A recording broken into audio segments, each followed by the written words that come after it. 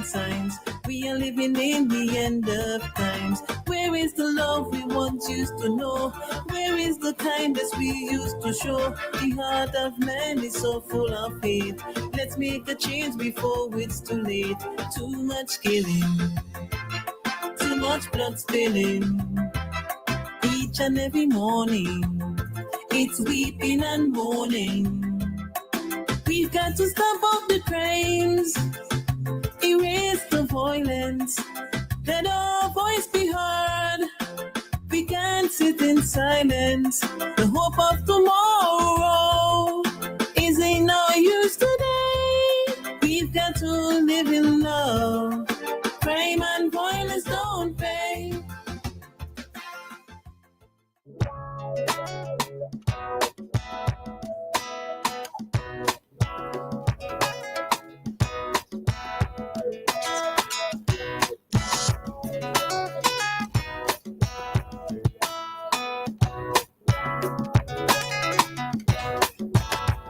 Good morning once again to all of the listeners of WEFM. We are now going to head into our Cup Chat segment. This morning, joining us in studio, we have Mr. Vinton John, Lieutenant Commander in the SVG Coast Guard Service, Mr. Alvis Daniel, Sub-Lieutenant, also with the SVG Coast Guard Service, and Mr. Damian Franklin, Chief Petty Officer with the SVG Coast Guard Service as well. This morning, we are discussing the topic, when every second counts, the roles and functions of the SVG Coast Guard Service. So, gentlemen, good morning and welcome. Good morning and thank you for having us. Good morning also from me. Pleasant good morning from me, myself. All right. So you could introduce yourselves individually and just give us a bit more about who you are, how long you've been in the service, etc., etc., etc. All right, so Lieutenant Commander, let's start with you, right? We're going in order of rank. Thank you very much. Good morning again. As I said, I am Lieutenant Commander Vinton John. I am from Beckway. Been in the Coast Guard now for 37 years. 10 July this year will be 38. So I've been batting for a long time. Okay. All right, good morning to the listeners of WEFM. I am Alvis Daniel, Sub-Lieutenant, Coast Guard Service. I haven't been in the service as long as the person on my right, just over 2 decades so far. And just here to share some information and hopefully we have a productive day. Thank you. So over 2 decades is a long time still, huh? So, yeah. All right. Well, good morning to all the listeners. Well, I'm the baby in the room. My name is Damian Franklin. I'm a Chief Petty Officer. I've been in the Coast Guard for just 20 years. So I'll just say that's These why. figures! Just 20 years. That's why I'm the baby in the room. So as we're here to share information and I hope that we have a successful one today. So thank you very much. Okay. Hey. All right. All right, so let's go straight into our topic. First question I'd like to ask, what are some of the services that the Coast Guard provide? I guess I'll take that. Well, we are responsible for maritime, any maritime response. So whether it be search and rescue, responding to oil spill, law enforcement, protection of fisheries, anything that have to deal with maritime. We also do a lot of logistics support. For instance, when the volcano erupted, we were tasked with moving and coordinating the removal of persons from the red zone, especially along the west coast and northeast coast. Mm-hmm. I've actually never heard it listed challenging issues related to oil spills. How is that normally tackled in our waters? Well, thankfully we haven't had any such thing. I remember some years ago there was a small, it wasn't really a spill. What happened? A vessel sank just off Kingston, and it was gasoline. And we, in coordination with the service providers, fuel service providers, we got some booms. Those are stuff that I use to contain.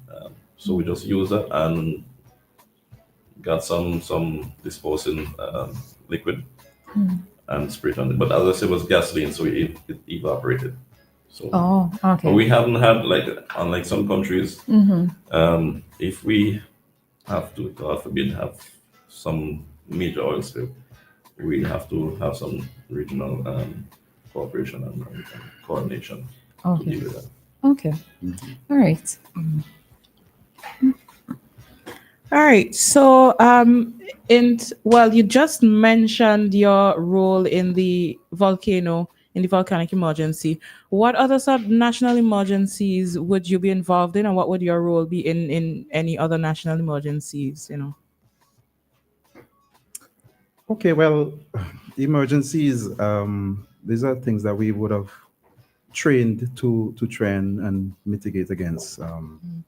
For example, during hurricane season, for example, we normally play a role in making the public aware or providing awareness to the public in terms of sending out broadcasts about safety information for fish folks and so forth, the do's and the don'ts, how to secure your vessels and all these kind of things. So, and those are some of the things that we would provide also during hurricane seasons. And Easter regatta is another activity that we actually we're involved in, and we provide information to the public, make sure that the persons are aware of the beach safety rules and so forth. And those are some of the things that we do. When they're having regatta, do you normally sail alongside the other vessels, or you just stationed at one point just in case you're needed? We do not sail alongside them per se, but we make sure that our presence is felt. So just in case that there is an emergency or some situation develops, the persons would be aware that the Coast Guard is there, and but we do not sail alongside them. That is not. Okay. All right. Okay, so let's say I am on nice time on a boat and the boat has capsized, right? What should be done in those situations? Further out shore, what should be done in those instances? If you're on a vessel and it capsized. Right. So in a situation like that, I realize that there's a hole and it's going to right. So in a situation like that, that would be termed as an emergency at sea. And we actually have classifications for emergencies at sea. There are 3 different types. There's a Mayday, which is the most urgent one, and that is one that there's immediate danger to life or some health risk. And then there's the pan, which is an urgent call also, but there's not immediate danger that life would be lost or anything like that. So in a case like that where you are at sea and you're fearing for your life, that would be a Mayday call. Understand? So you would contact the Coast Guard, or if you have a VHF radio, for example, on your vessel, which is the preferred choice. You would send a broadcast, a Mayday broadcast. You repeat Mayday, Mayday, Mayday 3 times, and then you state what's happening. This is the vessel that I'm on. This is what happened. We ran aground. We're taking on water. We need urgent help. This is our position. You understand? So any ship around that area or any station around that area that is monitoring that signal or that station would be able to respond or to pass information to the Coast Guard. So that would be your first line of defense. All right. So it's 2 things in that. So you said that there are three emergency calls. You said Mayday, pan, and what's the other one? Security. So if I call and say security, what? Well, okay. So let me just explain them. The Mayday, as I said, is the most urgent call, distress call, where there's immediate threat to life or limb. There's a fire on board your vessel. You're taking on water. You run aground. Somebody's injured. Something like that. That's a Mayday call. The pan is urgent. Almost similar situation. Like you probably ran out of fuel, or your engine break, and you're drifting, but there's no immediate danger to your life. That is a pan call.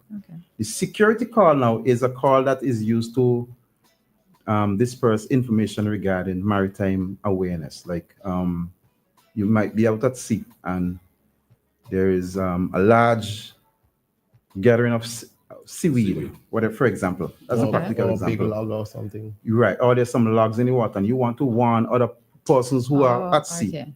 Be aware that this is here. This might be a danger to your navigation. You understand? So that would be a security call. Okay. And then you made mention of the preferred option is the VHS radio. VHF. VHF radio. Right.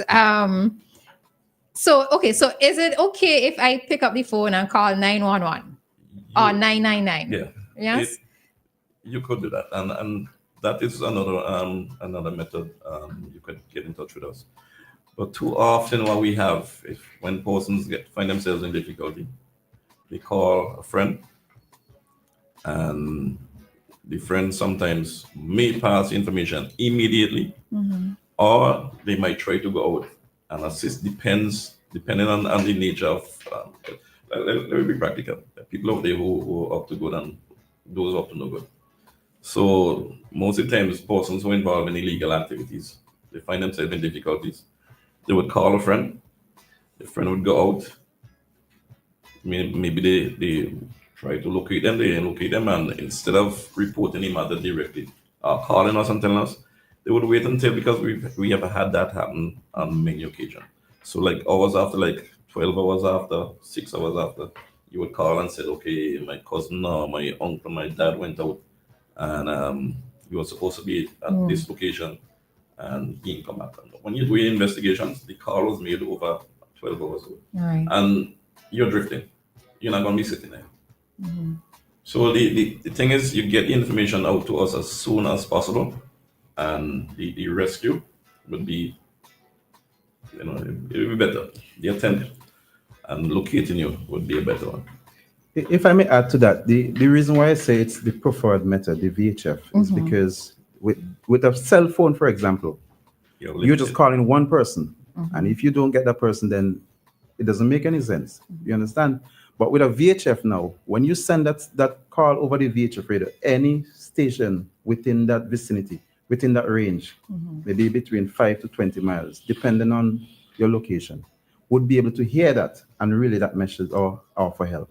But calling somebody on a cell phone is just, And so it's No, adding to that too, depending where you are with a cell phone, you lose coverage. So the VHF have a wider coverage in comparison to a cell phone. Okay. So is it generally advised or suggested to persons who are going to be on the water, whether you're a fisherman or you're operating a vessel for commercial purposes or other commercial purposes, that they have a VHF radio? Yes. 100%. Okay. And is it also, if something happens at sea, any passing boat, are they obligated to assist? They are obligated. Yes. Okay. yes, that is. Just to kind of add to her question, do you have any sort of, policies or laws or anything in place that say anybody that is operating a vessel on the sea, they have to have certain equipment on them, like life vests, the VHF radio, fire extinguisher or anything like that? Or that is just, you just advise and it is up to them whether they do it or not, or they have it or not? You make him scratch. No, it's kind of ticklish because you advise people, yes. I'm not 100% certain if there's anything in law that says that. But in international law, you should be fitted with safety equipment. And sometimes it's so funny. Sometimes people walk with these equipment and they don't use them, or they have them at home. And I could give you a story. Some guys went adrift. And they drifted for quite a few days. And when they were rescued, when asked, the captain said he has a radio. Oh, where's the radio? He left it at home. Okay. It doesn't make sense. If you're out there and you find yourself in difficulties, what are you going to do? Wave to somebody? Not like a van is trying to fly. So make sure you walk with your equipment. And it's like I said, we always try to advise people, but sometimes people bend in the ways and they don't listen. All right, suppose people never realize that that particular day when they don't walk with something is the day when something would actually go wrong. Right. Yeah. Because if I may add to that, for example, I am from the Grenadines, and because we have all these islands so close, it is a common practice to just jump in a speedboat, run over to Palm Island or to Myro, maybe just to carry something. But you never know when something may happen. And it just take one incident and you go adrift for a few days. You go into Myro from Union Island, you're not thinking about carrying water or a VHF. You just say, oh, I'm just going to carry this box to Myro and come back. And between Union and Myro, you may have engine failure. And you drift down to the west, and that's it. So it's like the Boy Scouts thing, always be prepared. Always. All right. And I suppose there's no harm in just keeping things on your vessel secure, just leave them there, All right. I have another question. So if I see somebody, let's say I am from a distance and I see, let's say, a body floating on the water, do I call Coast Guard for that? So that's one question. If I also suspect that illegal activity is happening, right? Do I also call the Coast Guard? Persons out there, I'm not a snitch. Let's just leave that there. But if I happen to see something, should I also call Coast Guard for that? Yes. With that, you do call the Coast Guard because, as the Lieutenant Commander would have mentioned earlier, we are the state's maritime authority. So, if, for example, you're at sea and you do see a dead body, then the Coast Guard is the state agency that you would call to handle that situation or retrieve that body. And nothing wrong with saying, nothing wrong with being at sea and you see something, you say something. That's the policy of the Royal Civil Marines Police Force. I think we have demonized people who provide information to the police, but on a whole, it's for the benefit of all of us. Understand? So I wouldn't say that a person is a snitch to say that you see something illegal is happening. You maybe end up saving somebody's life. You understand? So if you see something, say something. All right. So the reason why I asked it, right? So if I call the Coast Guard directly and say, okay, so I'm seeing this particular activity happening, let's say on the beach, the vessel has just left whatever bay, etc., right? If I call the Coast Guard directly, would that information be treated with the same confidentiality as if I had to call a different outstation? As in, you're not going to be asking me my name, etc., etc., etc. It would be. Yeah. Because sometimes that's why people are afraid to call and give information, because they kind of figure that too many questions are being asked. But like, if you see something, you call and say, listen, I am at Kittell's Beach. I just see a boat, pick up a description of the boat, and if possibly direction is heading. You shouldn't be asking anything. When you want to know it, Okay. name or number. Okay. Then again, it depends, because something if like somebody reporting an incident like a boat capsize or something like that, you've been in contact with one of the persons on the vessels, we might need your number to call you back, just to coordinate, right?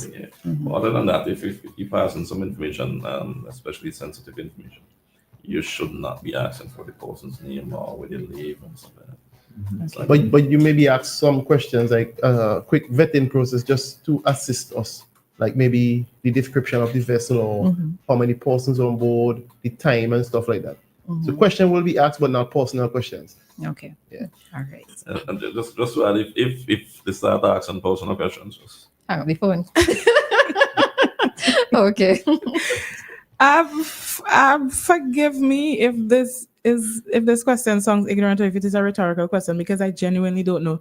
Do Coast Guard officers carry handcuffs? So like if you meet people on the water doing illegal activity and you apprehend them, do you handcuff them immediately if you have handcuffs, or I don't know, the other officers come? I genuinely don't know. I've never thought of this. we sometimes, well, the metal cuffs we carry sometimes, but they we call flex cuffs, like plastic. The zip ties? Zip ties, right. So Okay.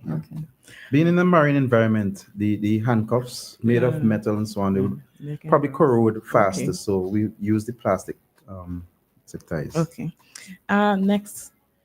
Normally, whenever we have, whether it's going to be high tide or hurricane or any sort of storm approaching, people that have small boats on the beaches are usually encouraged to bring their boats up. Do you normally, like if a hurricane is approaching, would you drive around to ensure that fishermen have brought their boats up, or you just, that's just up to them?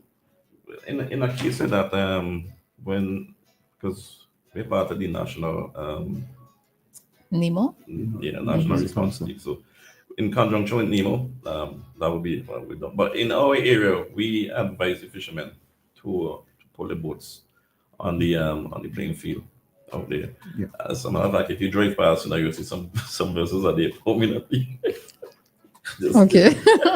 Yeah, I think, yeah. So one of the last things that we do before an approaching storm hits, that was one of the last things that we do. We actually send out a small boat just to check the bays to make sure that everything is all right. everything is okay Before we secure ourselves. before we secure ourselves, because We are not superheroes, so we have to take it also. Okay. All right. So we know that we live on an island surrounded by water. How often are you called for situations where persons are drowning? And generally, what is the response time? Okay. All right. Response times between 5 and 8 minutes. Okay. But normally, I hate to say that, right? When we get a call about a drowning, most of the times the person is already drowned. Okay. So it's most of the times you go there to recover the body. Sometimes people call a body. It is said that a person could only survive under the water probably about 3 minutes without, having a breath of air. So most of the times we get called, it's just for recovery. If you get called from base to Sevilla Indian the beach, somebody having difficulties, we might be able to get around in time. But picture somebody up at Brighton, Salt Pond, or down at Mount Mount Wayne. Wayne. Right. So by the time you get there, it's sad, and most of the times people drown because of some careless act, whether it be from the person who the deceased, or somebody who inflicts some harsh pain is something that I don't like it, because I was involved with our youth summer program for years, and when I take the kids out, I would tell them, do not let me see anybody playing around, because they holding a big person like Franklin might be holding a little man and further be ducking him. You might be having fun doing it, but the person is not fun for them, because I know I had a couple of friends who were bigger than me, and when he tell me we go to the beach, because we got close to the beach, I was be holding you and ducking your item, and you be crying and telling them stop, and they won't stop because they're having fun. What if the last lucky if the person just go link and you have a guy? Well, I actually passed out underwater one time playing Shaki because a tall person dragged me out. So I woke up on the sand. Yes, most times we get called for drowning. It's most of the times it's to just to go and recover the body. And it's sad, but all right. So you know that we love the beach. Yeah. As Vincent said, we might know how to swim, but we love the beach, right? What are some of the tips that you would tell to persons who are going to the beach? I know, like, if you're drinking, of course, don't get into the water. So what are the general tips that you would tell persons, whether they could swim or they can't swim?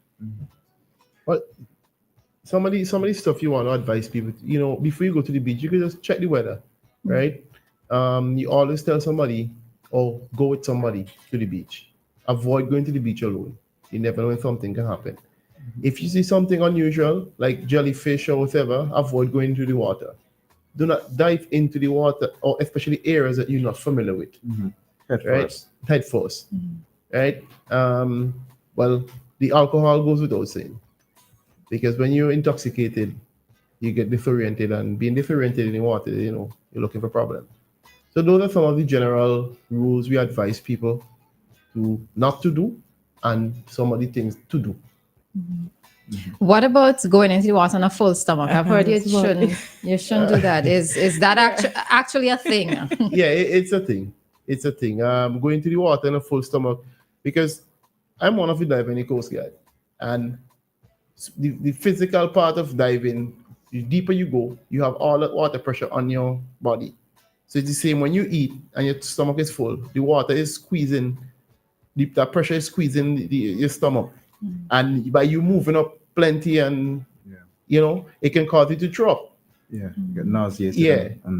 Okay. It'll make you feel bad. So when you finish eating, just digest a bit, take a 15-minute digest before you go into the water. Okay. And what do you advise persons in terms of learning to swim? You're talking to the you're talking right now to the because we live on an island, and really and truly it's kind of ridiculous to be honest. I've always said that when you live on an island, you're not more than 10 miles away from sea at any point in time. That should be something that I think everybody should learn to do, is to swim. So get into a club. There's a lot of swimming activities taking place. There are a lot of clubs and a lot of places that teach people to swim now. So there's nothing wrong with learning to swim or even investing in a life jacket. I think there's this kind of mindset in St. Vincent that when you see persons with life jacket, that means they can't swim. And for some reason it's a macho thing to be at sea on a boat or whatever without a life jacket. Pretending you can't take pretty pictures with a life jacket on. That's the thing. So I'll just share something with that same statement. As I say, I grew up in the Grenadines, and during the dry season, the flagship used to come down to bring water for us. And as a little boy, you go on the jetty and you see all the Coast Guard officers in life jacket. I was like, I could swim, and all of them can't swim, but they had on a life jacket for safety. And that's how it looked. And that's something we grow with. You see somebody in life jacket, they're not macho. That's how you see it. So I think we have to try to drift away from that, because that same life jacket could save your life one day. Okay. What role do you think, I'm probably putting you all on the spot with this, but what role do you think that the Coast Guard can play in advocating that nationally persons learn to swim? I know that you have your summer program, but I don't think that you teach them how to swim. You do? Yeah. So I missed out on that as a child? Well, okay. Well, at present, I'm the coordinator for the summer program. I've been doing it for the last 7 years, and 2 of the days are dedicated for swimming. Okay. They can't learn to swim in the 2 days, but we teach them the basic. So it's up to them now. If they practice what we teach them, within a few weeks, they should be able to swim. Okay. Yeah. I didn't know that was included in the program now. Yes, No, I know why people trying to get this running every year. It's the most popular summer program around here. It's over 30 years old. So. Okay. And I'm fortunate to be sitting between a former coordinator and the new coordinator for it. Oh, okay. Lovely. Happy to hear this. All right. How can communities assist in terms of maritime emergencies? What are some of the things that we could do on a community level, even probably before we call the authorities, or while they're there, to assist them? Well, some of the things they can do is actively participate in emergency preparedness. Sometimes NEMO give out advice on how to, for example, we have an approaching storm, especially those who live in the coastal area and the Grenadines. They should actively be preparing themselves, securing this, securing that, secure your vessel. If you have to leave your home early, because if you don't do that, it will put us now in a spot now that we have to go and help rescue you. So those are some of the stuff to help yourself, so that you can help us make things better for you.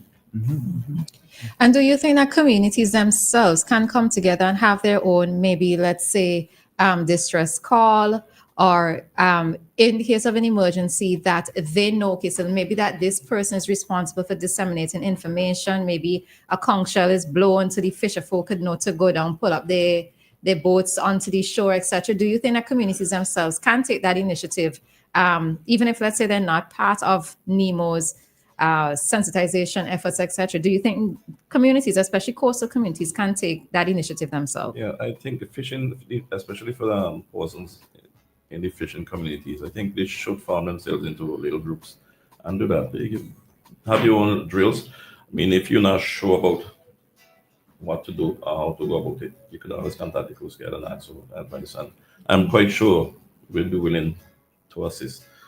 Like you say, you have a boat, lay you, book command, barely with those fishing communities, especially, and even further down, get yourselves organized. And like Franklin was saying, because you would want to have as much preparation as possible, as much as possible. In the case of an approaching storm and stuff like that. So get yourselves organized, and if you need the assistance from us, we'll be able to provide some assistance to you getting yourselves organized. Okay. All right. So let's look at the human side of being Coast Guard officers.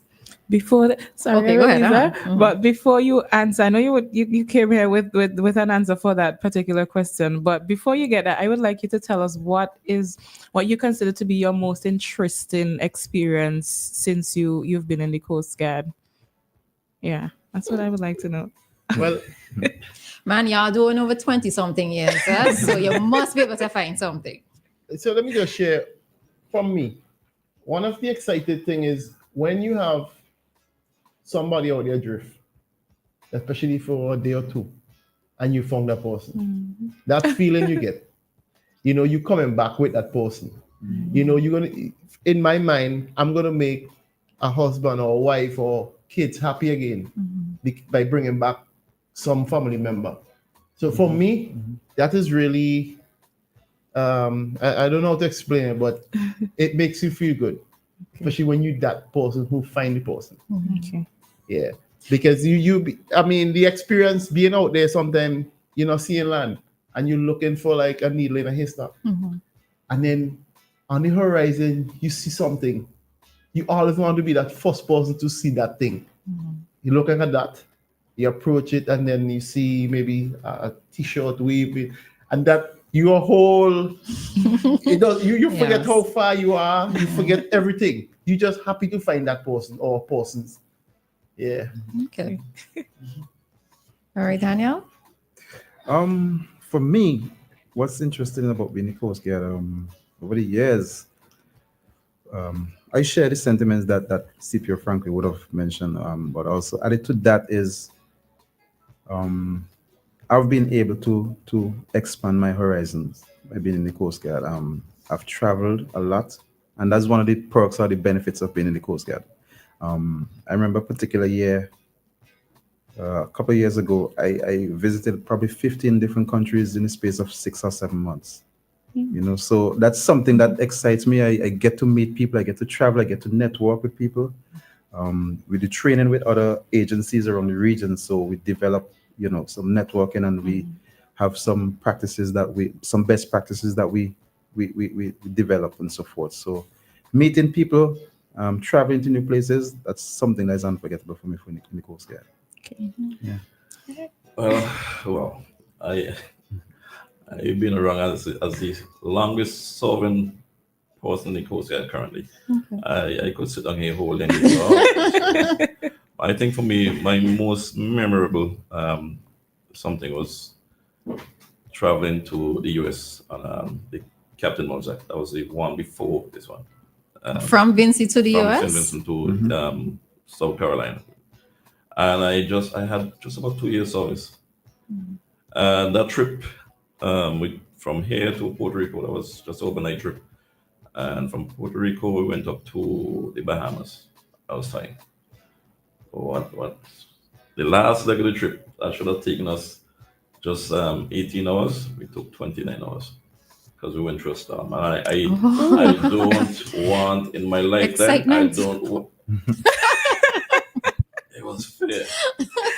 In my lifetime, I don't want to ever encounter that again. Dianna and I were part of the crew that brought the Captain Hugh Mozart, the present vessel now, came down as part of the crew from Holland to St. Vincent. And if we had to meet that kind of one day, I probably retire by then. But yeah, that trip was something else, and it would stick with me for the rest of my life. It was really, I saw some swells I've never seen before. Mozart was a tall vessel, and the swells were breaking all over the vessel, and we were inside lock. I didn't sleep because once my shift was finished and I invited to go and take it, I wasn't resting. It's the most ever paid my whole life. I could imagine. I could imagine. That is, you know, something. I've been around a long time. I got other things, but that one would stick with me for the rest of my life. All right. And you see something that where we try to advise people to do certain things so we don't have to come for them, because there are times when you go there and the water is really bad. And they're putting us in this situation by you leaving a life jacket or a VHF, putting us on the spot. So if you can avoid that, especially something simple like not taking a VHF for your life jacket. I mean, I understand if you have an engine problem or whatever, but those things that you can avoid, they should avoid them. And that's why we advise them to, because when we go there, it's not just a swimming pool we're going in. Right? So that's... Yeah. And I think this is sometimes where the criticism comes in for the Coast Guard in terms of persons haven't done the work themselves, but they're expecting the Coast Guard to go and be heroes, as John said. You're going out and you're going to be heroes, but in essence, you're actually putting your life at risk. And when persons don't understand it, you guys get the criticisms for that. So yeah, that's another thing there as well. All right. So what would you say should, if I'm a young person now coming out of school and, you know, listening to this interview, why should I consider the Coast Guard, joining the Coast Guard? Well, I could say one that I just mentioned, you get to travel a lot.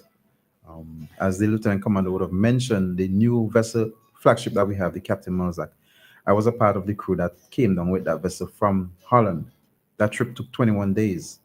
And from Europe down to Africa, and then across the Atlantic, straight to St. Vincent. So you get to see places that you've never been. Not like a cruise ship, but I know, right? So that's 3 basic different continents: Africa, Europe, and then the Americas. You know, so that's something that you get to look forward to. You get to travel, meet people, experiences, and you know, you get to develop yourself. Yeah, because in the Coast Guard we have departments. We have the three main departments, which is the admin department, we have the engineering department, and the operations department.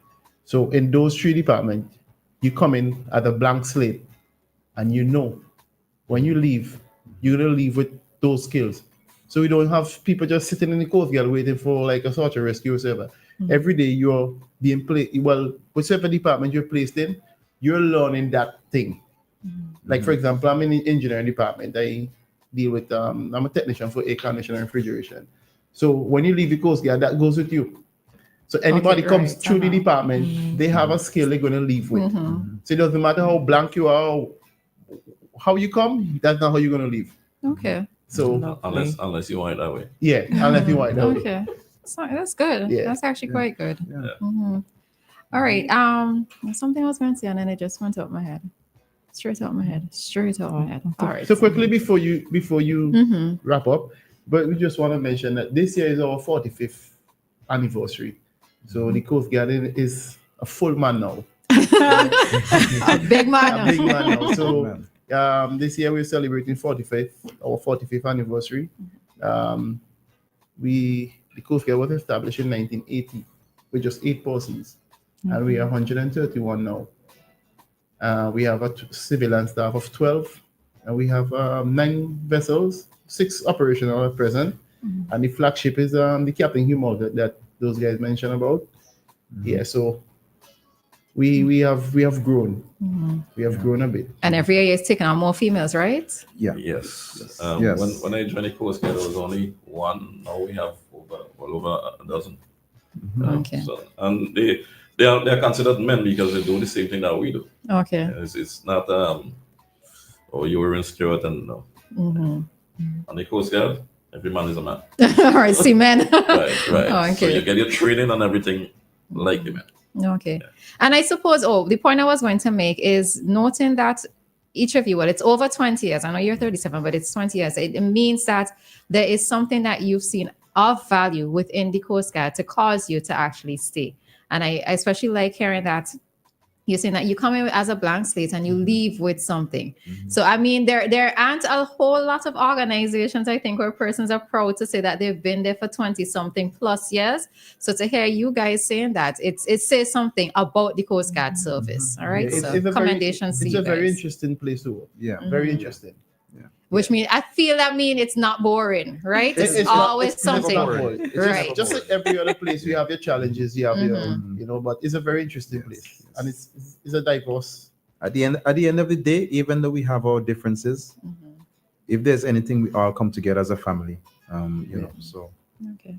it's an interesting place. And just to mention also, if we can stay all day and talk, but every Wednesday we have a sports day. Well, in the morning it's training, so each department we could come together and do training, and in the afternoon we have a sports afternoon, just to keep the camaraderie mid section down. And, Okay. but yeah, so Wednesday's that day. Okay. Yeah.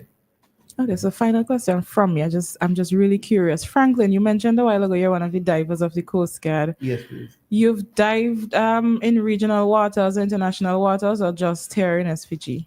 SVG. Okay, so where is the most beautiful place that you've seen underwater? You know where the Fort Duvernay is? Yeah. Just behind there. Oh, It's very pretty right there. okay. It don't look from above, but it's very beautiful. Because what happened over the years with different hurricanes, a lot of the reefs were destroyed. So just behind the area, you still have a natural reef that wasn't really touched. So you can see a diversity of fishes, and we have a lot of lionfish and different things. So just in a nice little spot there. Like you're thinking about it. That is on the mainland, eh? No, I'm afraid too hot. Yeah, that's See on what the I mainland. hand up back though. Keep that up ahead. I grew up hearing that. And it almost sounds like you could become a dive operator. That's one of your skills that you could walk with, because you know the different dive sites as well. So Don't get him. I'm not giving it right. All right, so we've come to the end of the interview. But what we will do is that we'll allow each of you the opportunity to just say something as a wrap up, and just something to leave with the listeners at this time. All right. As we part, I just want to urge, especially the boaters out there, to continue to practice all the safety habits. Get your gears, walk with them. Don't just keep them home as a souvenir.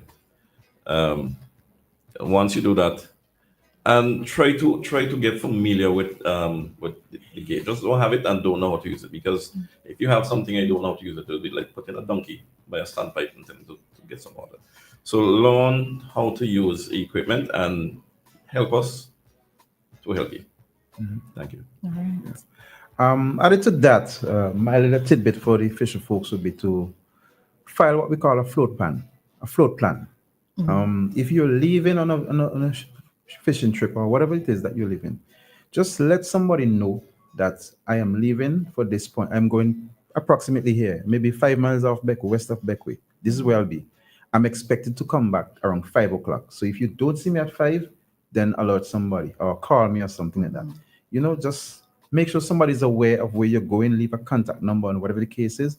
That would be my advice to the fisher folks. It doesn't have to be somebody outside the family. It could be somebody that you trust. Just make sure that somebody knows where you are and when you're expected, so that in the event that something does happen, we get that information as soon as possible to react. Okay.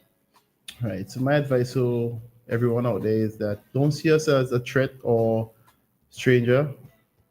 Try to build a relationship with us, because we are a support system for the country coastal line. We are the one who protects our borders. So don't see us as the enemy. We are here to protect. While you're sleeping, we are protecting. So we are a support system. All right, and my final question with regards to the summer program, when are forms going to be out?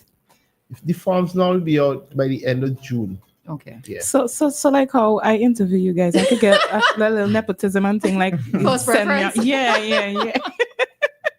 For you or your For her For son. my son. How old is his son? He's 10. Oh, he's too No, young. yeah. Oh, he's too young. The Yeah, age we is started between 14 to 18. Could he identify as 14? All right, so that brings us to the end of our interview here this morning. We were interviewing Mr. Vinton John, who is a lieutenant commander in the SVG Coast Guard Service, Mr. Alvis Daniel, sub-lieutenant in the Coast Guard Service, and Damian Franklin, chief petty officer. And we were talking about when every second counts, the roles and functions of the SVG Coast Guard Service. Thank you, gentlemen, for joining us here this morning, and enjoy the rest of your day. All the best on that lovely water with your big waves and things. Thank you very much. Thank Thank you very much for you. having us. All right. Thank you.